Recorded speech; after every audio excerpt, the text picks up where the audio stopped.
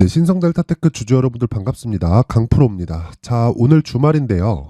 신성델타테크에 대해서 제가 이야기를 드리도록 할 거고, 그리고 최근에 제가 댓글을 보니까 너무 차트를 가지고 이야기를 하는 거 아니냐, 그쵸? 차트는 과거의 움직임이다. 그렇게 이야기를 하시는 분들이 계셔가지고 오늘 제가 왜 차트를 가지고 이야기를 드리고, 그리고 차트의 본질에 대해서, 그쵸, 디테일하게 이야기를 드리도록 하겠습니다. 잘 들으셔야 되는 건 에코프로도 그렇고요, 그쵸, 그리고 신성델타테크도 그렇고 차트의 움직임을 가지고 이야기를 하면 동일한 움직임이라는 걸 보실 수가 있고요. 무엇보다 중요한 내용은 차트의 패턴, 그리고 차트의 움직임, 과거에 이렇게 됐으니까 앞으로도 이렇게 될 것이다, 이런 부분을 가지고 이야기를 드리지 않을 겁니다. 그쵸? 영상 끝까지 시청하셨을 때 모두 다 이해를 하실 수 있게 제가 만들어 드리도록 할 테니까 끝까지 시청하시고 구독과 좋아요, 그리고 이해가 안 가는 부분이 있다면은 댓글을 남겨주시면 다음 영상에 내용을 추가해서 올려드리도록 하겠습니다. 자, 시작하겠습니다. 자, 제가 차트를 가지고 이야기를 드리고 있어요. 그런데 제가 차트를 가지고 이야기를 드리는 기준은 신고가 이후가 됩니다.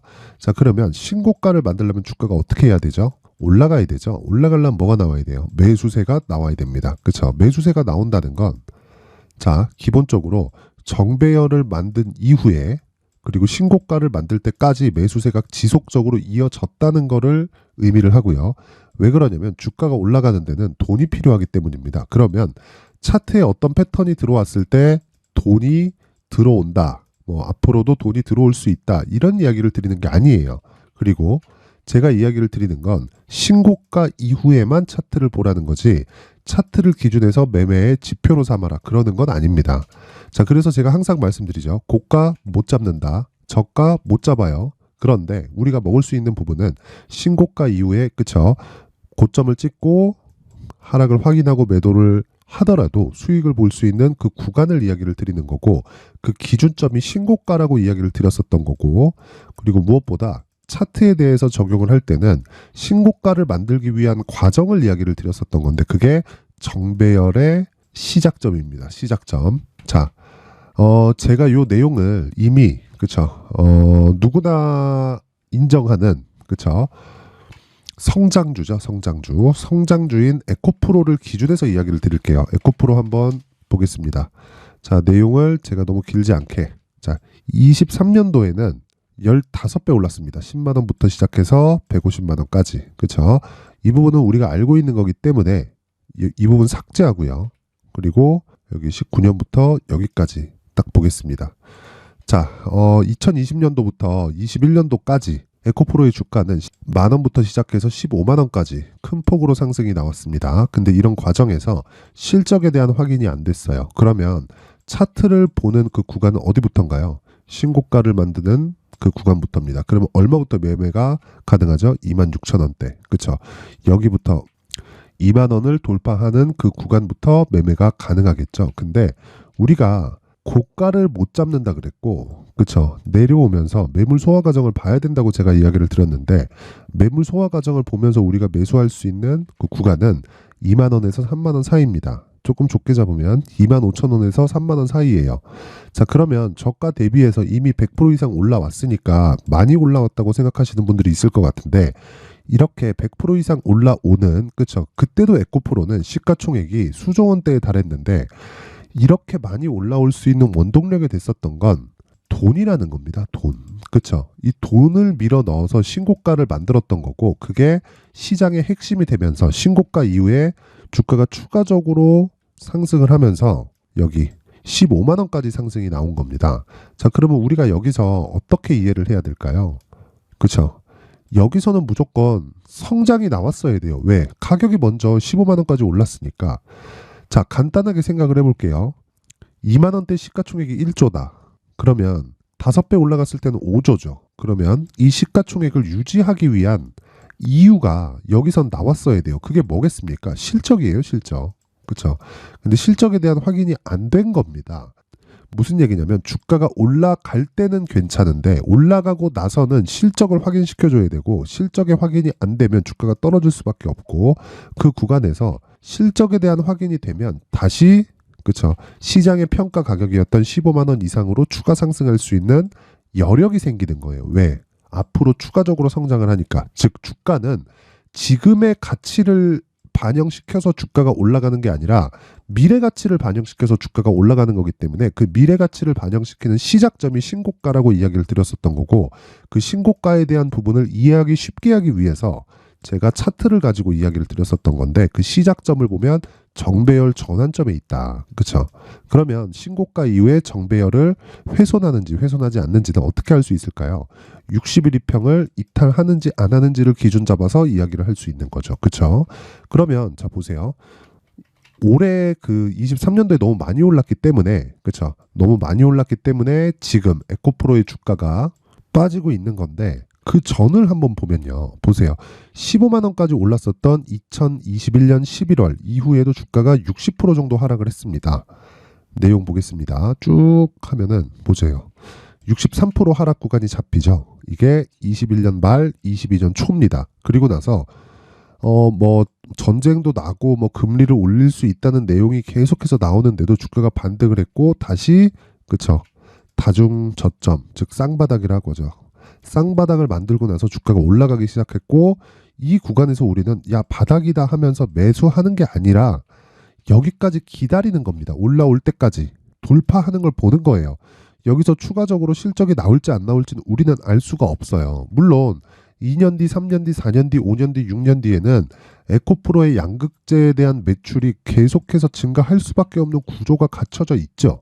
근데 우리는 자 지금 사서 10년 뒤에 팝시다. 5년 뒤에 팝시다. 3년 뒤에 팝시다. 말이 좋지. 그거 쉽지 않아요. 쉽지 않습니다. 그리고 그때 가서 내가 정말 강남의 아파트를 막 10년씩 보유하고 있는 것처럼 그렇게 보유하고 있는 거, 그것도 쉽지 않습니다. 그래서 제가 이야기를 드리는 거고, 그 구간에서 내가 집중할 수 있는 내용을 찾는 게 신고가라고 이야기를 드렸었던 거고, 자 보세요. 근데 신고가 이후에 사람들이 맹신을 조금 하기 어려운 게, 신고가 이후에 주가가 쭉 빠져버립니다. 이렇게 쭉 빠집니다. 그죠?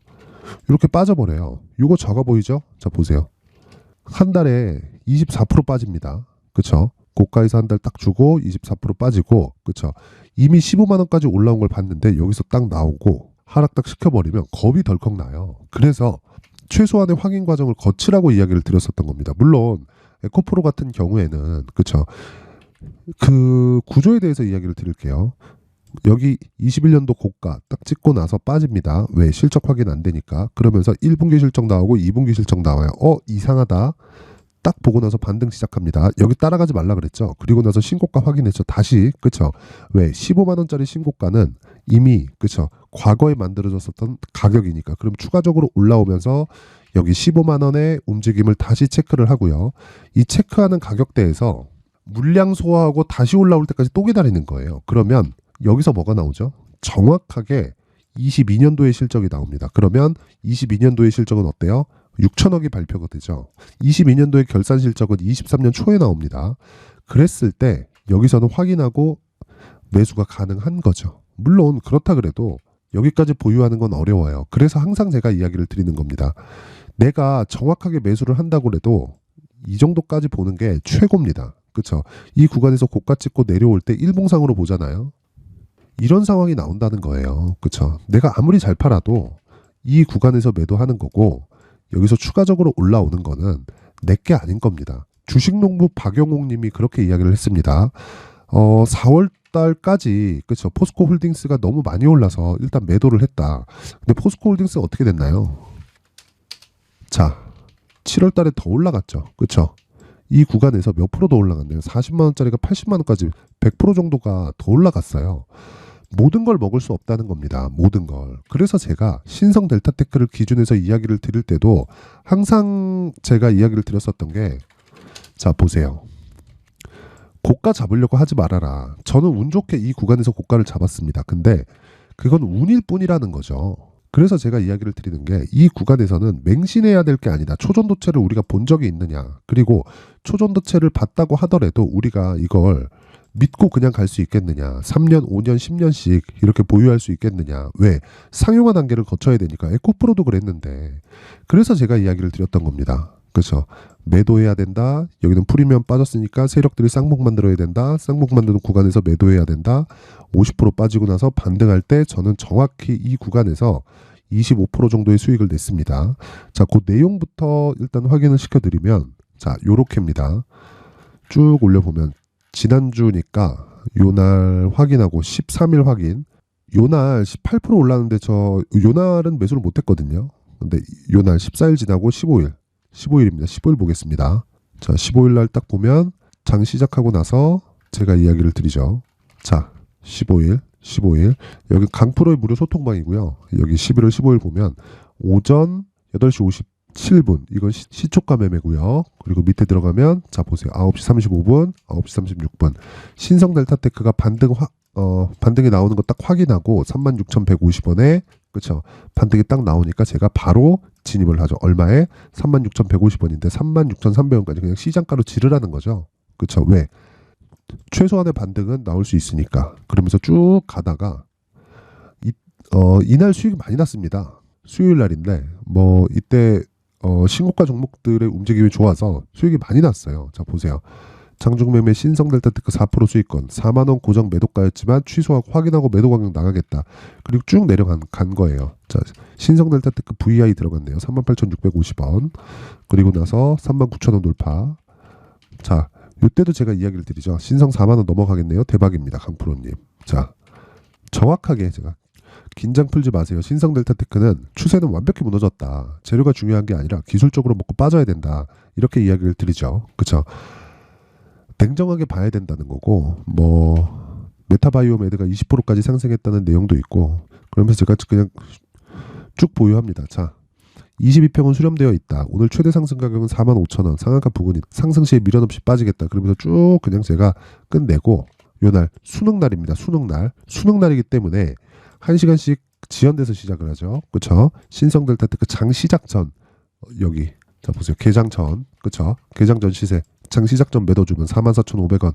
그리고 나서 시가 딱 나오고 나서 딱 끝 그리고 나서 전량 체결 완료 딱 치고 신성은 앞으로 쳐다도 안 보겠다. 자 근데 제가 요날 금요일 날 시세를 보면서 바뀌었어요. 바뀌었는데 요날 22평에서 지지를 받았습니다. 22평의 지지가 큰 의미가 있는 건 아니에요. 그렇죠? 근데 생각보다 강하다는 그런 상황을 제가 확인을 했고 무엇보다 바로는 매수 안 하지만 이 구간에서는 추적할 수 있는 내용이 필요하다는 거죠. 이제 지금부터는 다시 추적한다. 어느 정도 수익 낼 수 있을 정도로 30%의 추가 시세가 나올 수 있을 정도로 그러기 위해서는 지금 여기서 제가 매수했을 때 떨어지잖아요. 그럼 할 말이 없어요. 제가 잘못 산 겁니다. 그래서 저는 지금 매수하는 게 아니라 계속해서 추적을 해 갈 거고 그런 내용을 제가 강프로의 무료 소통방에서 그렇죠? 계속 진행을 하고 있다. 계속. 자, 그래서 지금 중요한 건 무슨 내용이다? 초전도체 관련된 것보다 저는 올라가는 구간에서 내가 돈을 얼마나 먹을 건지 그게 가장 중요합니다. 그리고 그 내용에 대해서 자, 집중적으로 우리는 파야 돼요. 그게 여기 역배열 구간에서 매매하지 않는 겁니다. 그래서 그런 부분은요. 올라가면 지금은 62평에 대한 저항을 받을 수밖에 없고 무엇보다 하방에 대한 지지가 강하기는 해요. 이 강한 움직임을 계속해서 추적하면서 내가 매매를 하는 근거가 가격이 돼야 된다는 거고 그 가격에 대한 부분을 제가 강프로의 소통방으로 그죠? 계속해서 이야기를 드리겠다는 겁니다. 자, 신성델타테크로 뭐 내가 스트레스 받는다. 뭐 그러신 분들은 소통방으로 들어오세요. 소통방으로 들어오시면 되고 딱 오셔서 가장 먼저 해야 될 건 신고가에 대한 이해가 필요하고요. 그리고 신고가에 대한 이해가 되면 멘탈은 자동적으로 잡힙니다. 왜? 신성도 신고가를 만들면서 추가적으로 상승이 크게 나왔고요. 그리고 나서 쌍봉을 만들고 정확히 빠지죠.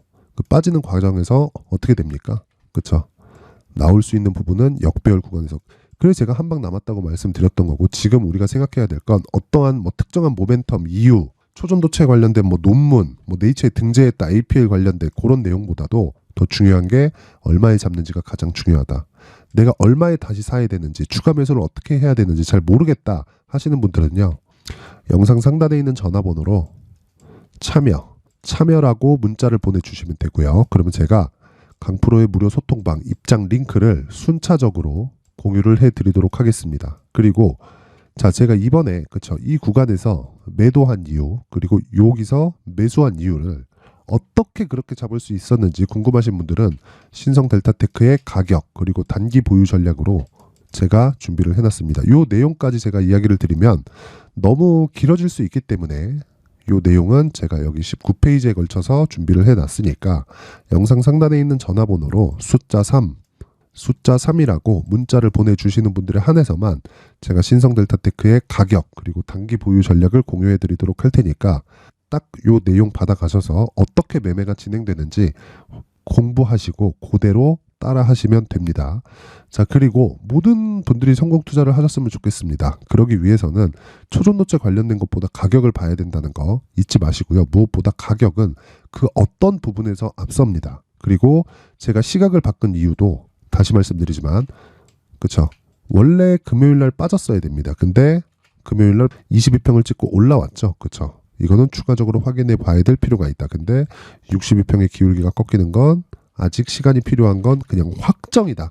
과거의 움직임, 고가에 대한 평균 가격이 없어져야 되니까, 최소한 한 달, 두 달 정도는 이 구간에서 횡보를 보여야 되고, 그런 과정에서 여기까지 올라가는 상황, 대략 한 하락의 한 절반 정도, 요 정도까지 올라가는 상황은 나올 수도 있어요. 나올 수도 있는데 여기까지 올라가면 무조건 매도한다. 하지만 여기서 쉬지 않고 바로 가잖아요. 그럼 저는 매매 못하는 겁니다. 전 매매 못해요.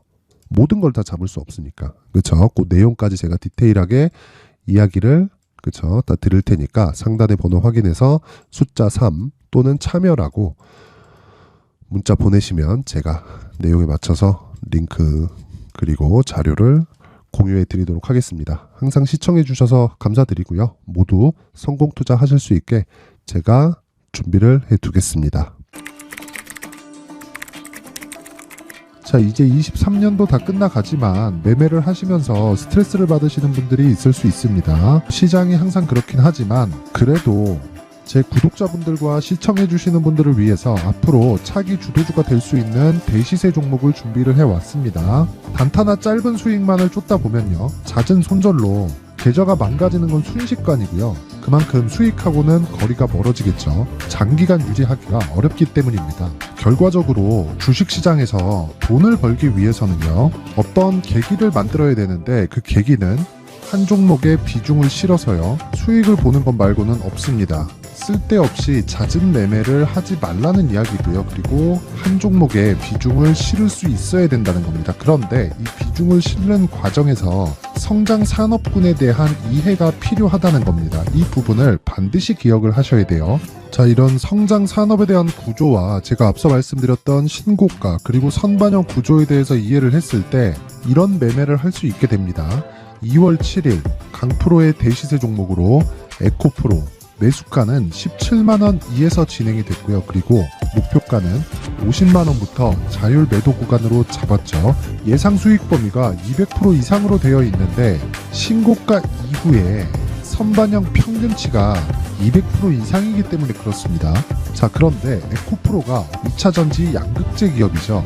2차전지 양극재는 친환경이라는 범주 안에 속해 있다고 보시면 됩니다. 근데 제가 항상 이야기를 드리죠. 시세는 항상 연결된다고요. 앞으로 나올 대시세 종목도 이런 친환경이라는 성장 산업군에 포함되어 있어야 됩니다. 자, 이런 성장 산업군에 포함되어 있는 걸 확인한다면 이 내용처럼 세 가지의 공통점을 가지고 있습니다. 1년에 많은 종목이 발생하지 않고요. 그리고 세력들의 장기간 매집 구간이 확인돼야 되고, 그리고 상승하기 시작하면 평균적으로 3개월 정도의 상승 구간을 보이기는 하지만 제가 2개월이라고 작성을 해온 건 한 가지 내용 때문입니다. 한 달은 확인하는 과정이 필요하기 때문입니다. 이게 무슨 얘기냐면 성장 산업에 대한 부분 그리고 이런 공통점, 여기다가 기술적인 내용을 다 포함을 시키더라도 절대적으로 가격이 우선적으로 반영이 되는 것이기 때문입니다. 에코프로도 마찬가지예요. 장기간 하락하면서 최악의 국면을 거쳐왔고요.